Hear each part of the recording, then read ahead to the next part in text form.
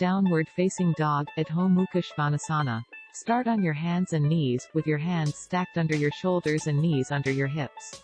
Spread your hands wide and press your index finger and thumb into your mat.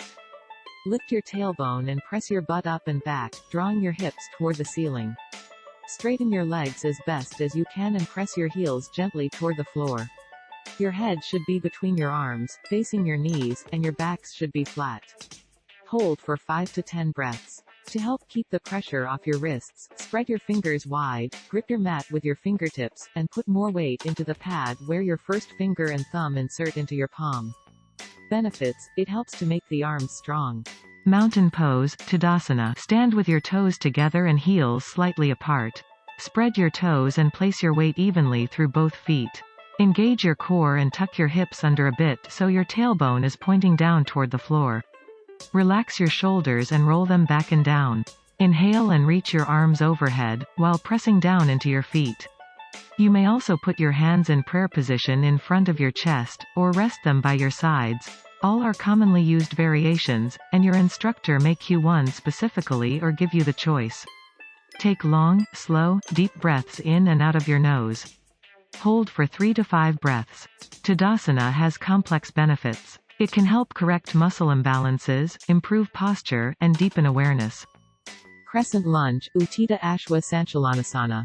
Take a big step forward with your left foot to start in a staggered stance, with your feet almost mat length apart. Bend your front knee and keep your back leg straight and heel lifted off the floor. Try to bend your front leg so that your thigh is parallel to the floor. Square your hips toward the front. Extend your arms toward the ceiling on either side of your head and stretch up as you also press into the mat and feel the stretch in your hips. Hold for 5 breaths and repeat on the other side. To move into low lunge, Anjaneyasana, simply drop your back knee to the floor, keeping the leg extended long and the shin flat on the mat. Stretches, strengthens, lengthens. Runner's lunge pose stretches and strengthens the muscles of the legs, hips, hamstrings, quadriceps, and back. Warrior 2, Virabhadrasana 2. Take a big step forward with your left foot to start in a staggered stance, with your feet almost mat length apart.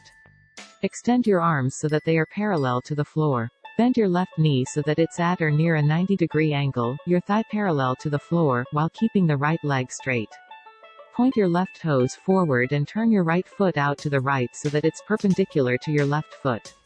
Your left heel should be in line with the arch of your right foot. At the same time, twist your torso to the right so that your left hip is facing toward the front of the room and your right hip is facing toward the back. Your left arm and your head should both be pointing forward and your right arm should be pointing back. Hold for 1 to 5 breaths. The benefits are: stretches your hips, groins and shoulders. Opens your chest and lungs. Energizes tired limbs. Triangle, Trikonasana. Start in Warrior 2. Straighten your front leg, then, reach forward with your left hand toward the ground. Tilt your torso forward and rotate it open to the right side. Rotate your arms to 6 and 12 o'clock. Rest your left hand on your shin, or the floor if you can, and extend your top arm fingers toward the ceiling. Hold for 5 to 10 breaths, then switch sides. Increases stability. Trikonasana activates your core muscles, which aids in balance and stability. Stretches and lengthens the spine. This pose can reduce stiffness in the spine and back, resulting in increased flexibility. Opens the hips and shoulders. Stimulates your organs. Reduces stress.